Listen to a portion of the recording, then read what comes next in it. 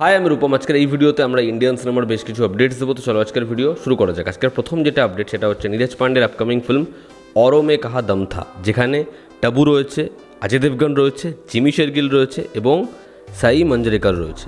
এই ছবিটা একটা মিউজিক্যাল স্টার্ট হতে চলেছে। ছবিটা সিনেমা হলে আসবে 5ই জুলাই 2024।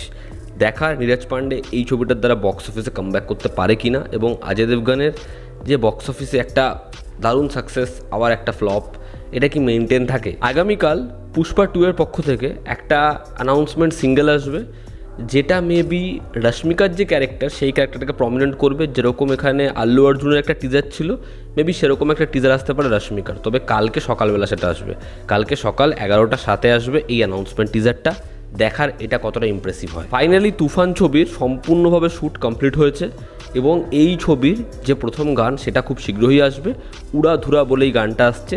দেখার এই গানটা কেমন হয় এবং এই ছবির পুরোপুরি যে প্রমোশন প্ল্যান সেটা কতটা অ্যাট্রাকটিভ হয়। ওয়ার 2 এর পর আয়ন মুখার্জি ঝাঁপিয়ে পড়বেন ব্রহ্মাস্ত্র 2 এর শ্যুটিং নিয়ে এবং তিনি ব্রহ্মাস্ত্র যতটা লম্বা সময় নিয়ে শ্যুট করেছেন, যেরকমভাবে ছবিটার কাজ হয়েছে সেরকমভাবে ব্রহ্মাস্ত্র 2 এর কাজ হবে না। ব্রহ্মাস্ত্র 2 এর কাজ তাড়াতাড়ি হবে, তার কারণ তারা প্রি প্রোডাকশানে এবং বাজেটে রেডি।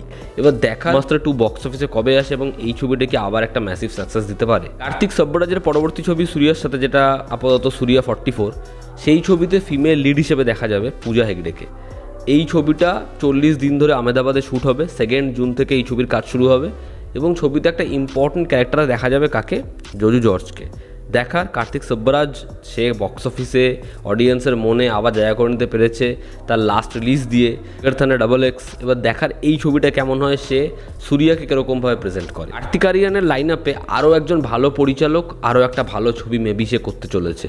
তো জঙ্গলি পিকচার্সের আপকামিং ফিল্মে দেখা যেতে পারে কার্তিক আরিয়ানকে। ছবির ইনিশিয়াল টাইটেল হচ্ছে জ্যাসমিন এবং সন্দীপ ঝা, যিনি ট্রায়াল বাই ফায়ার বানিয়েছেন নেটফ্লিক্সে, তিনি হচ্ছেন এই ছবিটার পরিচালক। কার্তিক আরিয়ানকে নিয়ে আমি আগেও একবার বলছিলাম, সে ভালো ভালো পরিচালকের সাথে কাজ করে নিজেকে ইমপ্রুভ করার চেষ্টা করছে। সিকান্দার ছবির ভিলেন নিয়ে অনেক কিছু শোনা গেছে, কখনো অক্ষয় কুমারের নাম, কখনো সাউথ ইন্ডাস্ট্রির বড় নায়কের নাম।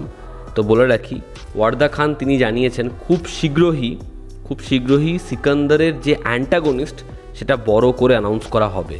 তো আপনারা একটু ধৈর্য ধরুন, এই ছবির জন্য বড় কিছু প্ল্যান করা হচ্ছে এবং এআর মুরুগাদাস তিনি সেই মাস ফিলটা অডিয়েন্সকে প্রোভাইড করতে পারবেন যদি এই ছবিটায় দুজন বড় হিরো হয়। যেরকম অক্ষয় কুমারের নাম আগে শোনা যাচ্ছিল, যদি সেরকম বড় কোনো নাম হয় তাহলে জাস্ট জমে যাবে, আগুন লেগে যাবে বক্স অফিসে। আজকের অন্তিম আপডেটটা দিই, সেটা হচ্ছে আজকের অন্যতম বড় এটা update, Dev as Vidyasagar.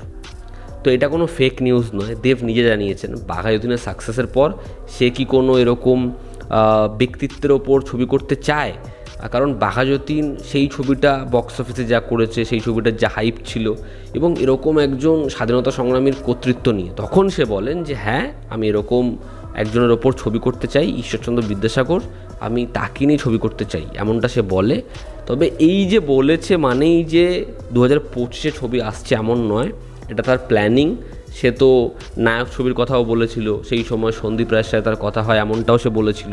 But এখনই তো সেই ছবিটার কাজ শুরু হচ্ছে না, এখনই এই নিউজটাকে নিয়ে 2025-এ আসছে বা 24-এর শেষ থেকে কাজ শুরু, এরকম কোনো কিছু ভাবার জায়গাই নেই। তার কারণ দেবের খাদানের শ্যুট বাকি সেটা হবে, টেক্কার সামান্য কাজ বাকি সেটা হবে, তারপর অভিজিৎ সেনের ছবি হবে। যদি এবছরের একদম এন্ড থেকে কাজ শুরু করে রঘু ডাকাতের, এই কাজগুলো হবে এবং 25-এও কিন্তু তার অলরেডি অনেকগুলো প্ল্যান রয়েছে। রঘু ডাকাত লম্বা শিডিউলে হবে, যেরকম খাদান হলো।